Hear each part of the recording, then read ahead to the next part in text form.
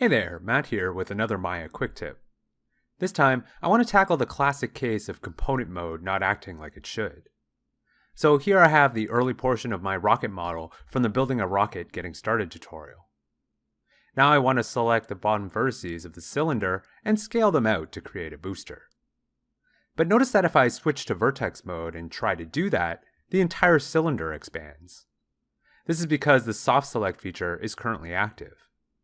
To turn it off, just hit B on your keyboard. Now if I scale, notice I get the effect I want. The easiest way to tell that soft select is enabled is that part of your model will be highlighted in this yellow to orange gradient.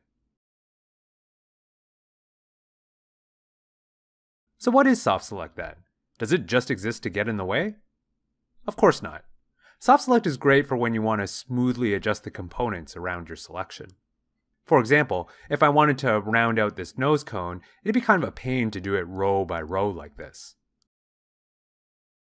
But with soft selection, I'm guaranteed a nice, smooth profile without any of the effort.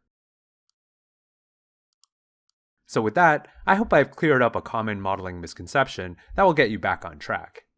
And as always, thanks for watching.